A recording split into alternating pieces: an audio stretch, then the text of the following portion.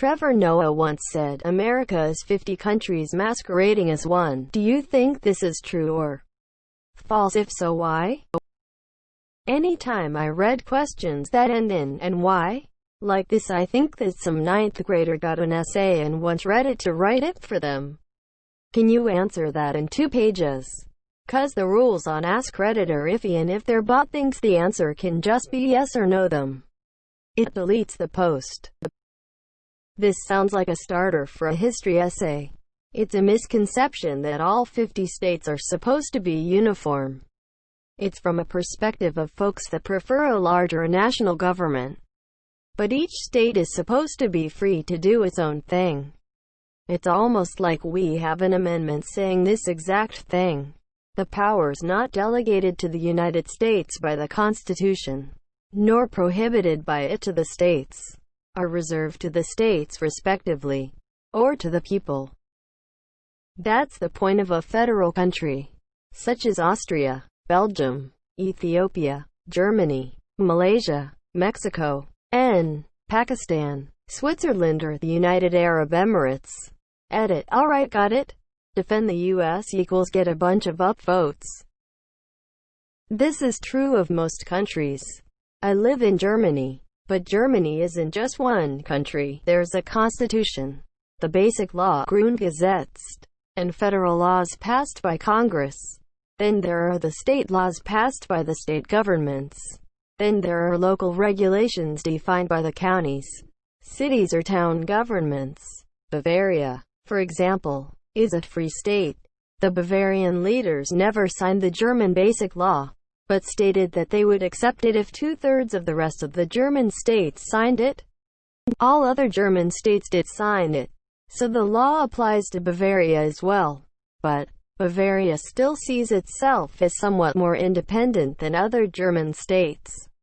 Bavaria, for example, has a political party that is only active in that state, the CSU. That is with the CDU that is active in all other German states. In the current German government, the CSU has several minister positions, even though it only represents one of 16 states in the country. Federal laws are the same across the country, but things like education and schools are in the responsibility of the state. So there are differences. The states try to align them as much as possible, but there are differences, because each state allocates different budgets for education. The whole idea is that there are 50 independent political entities under one flag. So, masquerading isn't the best description, but he's not totally off base. Just taking the phrase United States of America literally would suggest exactly that. The word state means country, nation, territory organized politically under a government. America is the landmass, i.e., North America, South America. So yeah, there are 50 states that are united as if they're a single one ruled under another big government. And they all happen to be in America. France is a state, and Poland is a state, and Canada is a state. They just aren't among the United Ones of America. I'd recast Trevor's comment this way: 50 sovereign identities coexisting as one republic. More accurate. They aren't sovereign, though. Don't know about USA, but this is spot on for India. Languages, cuisine, culture varies wildly throughout the country.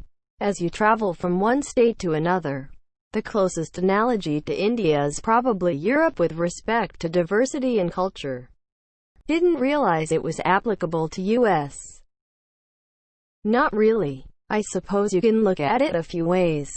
Legally or culturally. Legally, sure. There's the aspect of states having some amount of control over their own laws. But this tends to only cover specifics and relatively minor stuff in the grand scheme of things, with the country's law taking precedence in most cases. Culturally, there is a fair difference between states, but I still see the overall U.S. cultural identity as stronger than the variations between different states. There's a far greater difference in cultures between, say, countries in Europe, than states in the US. And even within a fairly small country like the UK, I'd say there's just as much of a range in cultures across the country as there's across the U.S. The 50 states are hardly autonomous with so much federal law on the books. So Trevor is overstating the case for the purpose of humor. In context, it was sincere. He was talking about his preconceived beliefs and understandings of American culture, originally thinking that it was more homogeneous than it actually is. Was it supposed to be funny?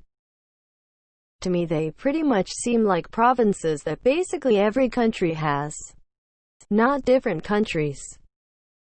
Trevor Noah is an enigma to me. His jokes never land solidly. More like that little Olympic gymnast that broke her ankle and stood there blinking back tears. His observations remind me of Clarence Thomas' dissenting opinions, not in content, but in their esoteric qualities relative to majority opinions. I've long suspected Stewart chose Noah to ensure that Stewart remains the GOAT Daily Show host. So go ahead and downvote me. Heard. I think that exact statement is false. I like the NPR article he got the idea from. But according to author and journalist Colin Woodard, the country is neither united nor made up of 50 states. Woodward has studied American voting patterns, demographics and public opinion polls going back to the days of the first settlers, and says that his research shows America is really made up of 11 different nations. https://www.npr.org/2013/11/50-50-states-u-s-really-11-nations-says-author. I can see the point of a statement like that. There is a big difference, and a lot of common ground between, say, California, Rhode Island, and North Dakota. Then again, if you ever ask me, I always answer, I'm a Texan. I pledge allegiance to the flag of Texas, and those other 49 lesser states. Not 50, no, but maybe 10 or so. Yeah, I think culturally a lot of regions could probably hold together as one country, the South, the Midwest, the Southwest, etc. California and New England would probably stand to be several smaller countries. The states aren't like countries. Some of them are like Texas and California and a few others, but most are more like provinces that every other country has.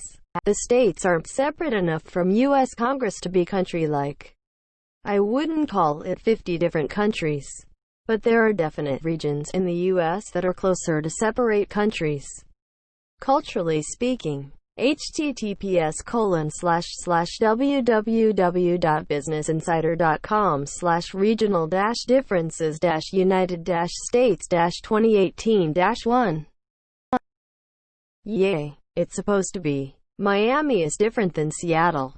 Imagine my shock. One can argue that a lot of the USA's current issues stem from the federal government being too powerful. Why is a guy in DC having an impact on lives as far as SF?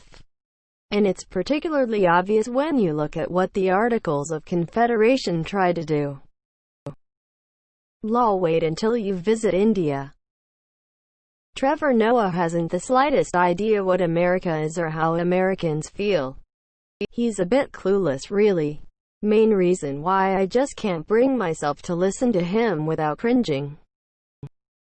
Not really. Legally, they are mostly under that same law with just small trivial differences. They just happen to be organized by separate governments. The U.S. is not at all unique in this regard. Germany, for example, is also a republic that acts largely in this way. If a state were to actually try to do something radically different than the rest of the country, the federal government would step in and somehow control it to prevent chaos. Culturally, the U.S. is absurdly homogeneous for the size of its population and its size. There is no other large country I can think of with fewer cultural differences per mile.